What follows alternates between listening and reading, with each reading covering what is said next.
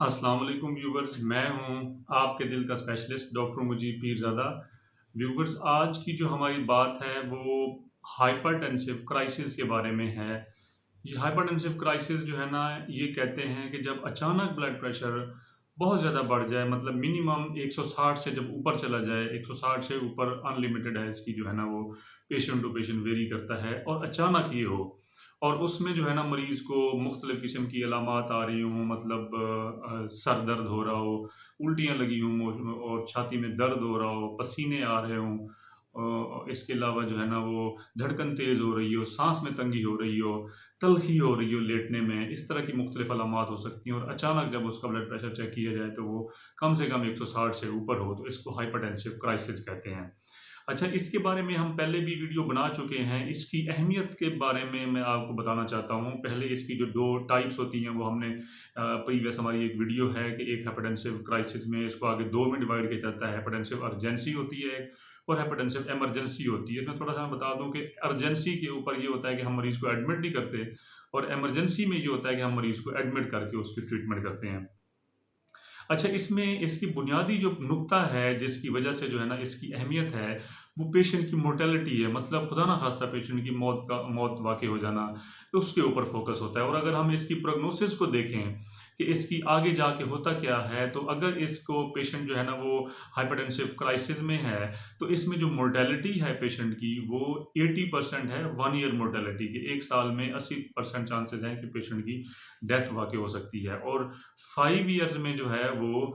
समझ लें आपके 99% मोर्टेलिटी है अगर पेशेंट दवाई सही नहीं लेता और वो उसको हाइपरटेंसिव क्राइसिस जो है ना वो उसके साथ वो बार-बार आ रहा है, तो 99% मोर्टेल मतलब 5 साल से ज़्यादा वो बंदा नहीं रह सकता। ये लिटरेचर है, ये बुक्स कहती हैं, ये कोई किसी की बनी-बनाई बात नहीं है। अच्छा, उसके बाद ये है कि अगर दूसरा पॉइंट क्या है, अगर पेशेंट को हम मेडिसिन दें, वो पेशेंट रेगुलर ले मेडिसिन और अपना ऑप्टिमल ब्लड प्रेशर मेंटेन रखता है, तो जो 10 ईयर्स सर्वाइवल है, वो 70% तक गेन कर सकता है बंदा। ये मिनिमम है और इससे हम बेहतरी की तरफ भी लेके जा सकते हैं और उसकी कंप्लायंस अच्छी है, उसका ब्लड प्रेशर अच्छा रहता है, अपनी मेडिसिन टाइम पे लेता है और जो उसके रिस्क फैक्टर्स हैं, उनको अगर बंदा कंट्रोल करता है तो। अच्छा, इसमें ये है, एक तो सादी चीज़ ये है कि हम जो अर्जेंसी है, उसको तो हम जो है ना वो घर भेज देते हैं और इमरजेंसी में हम पेशेंट को एडमिट रखते हैं। अच्छा, अर्जेंसी में हमने करना ये होता है कि जो पेशेंट का ब्लड प्रेशर है ना, वो हमारा मिनिमम टारगेट ये होता है कि हम जल्द से जल्द उस ब्लड प्रेशर को जो है ना वो 160/100 से नीचे ही रखें, इस लेवल या इससे ऊपर ना जाने दें हम। और फिर हम इसको जब घर भेजते हैं तो उसमें फ़ॉलो-अप ये है कि हम पेशेंट का कम से कम ये चाह रहे होते हैं कि मिनिमम 2 दिन में वो उसका फ़ॉलो-अप हो जाए। बुक्स कहती हैं कि 24 टू 48 आवर्स तक, मतलब कि 2 दिन के अंदर-अंदर उसने अपना पहला फ़ॉलो-अप करवा लेना है